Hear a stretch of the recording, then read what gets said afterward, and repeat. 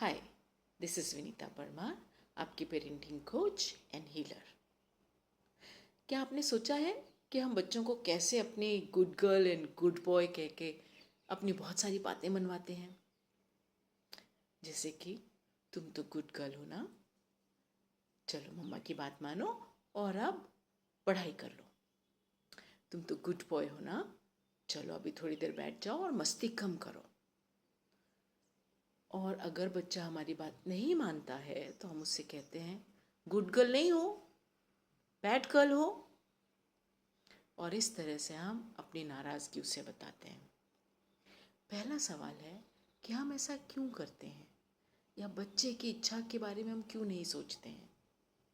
Second thing, हम ये जो कर रहे हैं उसका हमारे बच्चे की पर्सनैलिटी पे क्या इम्पैक्ट पड़ रहा है। फर्स्ट थिंग, हम ऐसा क्यों करते हैं? हम ऐसा इसलिए करते हैं कि हमारे लिए बहुत कन्वीनियंट है।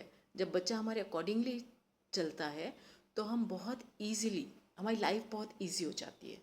सेकंड थिंग, हमने कभी सोचा ही नहीं कि हमारे पेरेंट्स का जो पेरेंटिंग पैटर्न था वही हम फॉलो कर रहे हैं, और उसी पेरेंटिंग पैटर्न को हम अपने बच्चों तक भेज रहे हैं।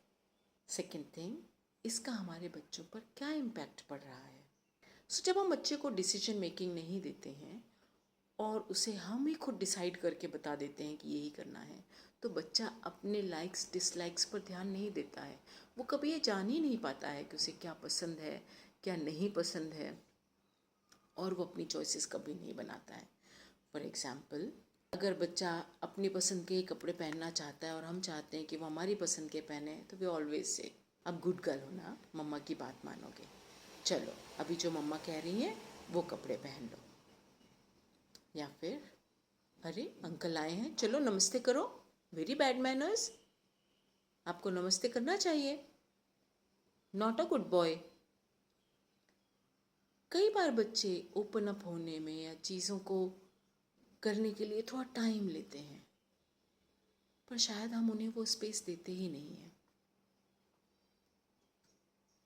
यहाँ पर मैं उन डेली लाइफ के टास्क की बात नहीं कर रही हूँ जिसमें बच्चे का कोऑपरेशन एक फैमिली के लिए बहुत ज़रूरी है।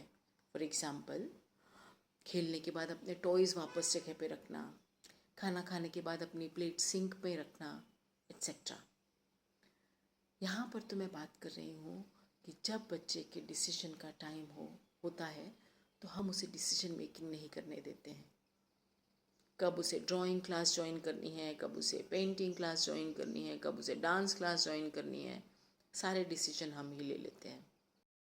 साथ ही हम अपने बच्चे को पीपल प्लीज़र बना रहे हैं, क्योंकि हम उसे तभी अप्रिशिएट करते हैं या उसे तभी वर्दी फील कराते हैं जब वो हमारी या दूसरों की बात माने। जब हम बच्चे को कभी अलाउ ही नहीं करते कि उसे क्या डिसाइड करना है, और यही बच्चा जब बड़ा हो जाता है तो हम सरप्राइज्ड होते हैं कि इससे जो जैसा समझाता है ये वैसा ही फॉलो कर लेता है।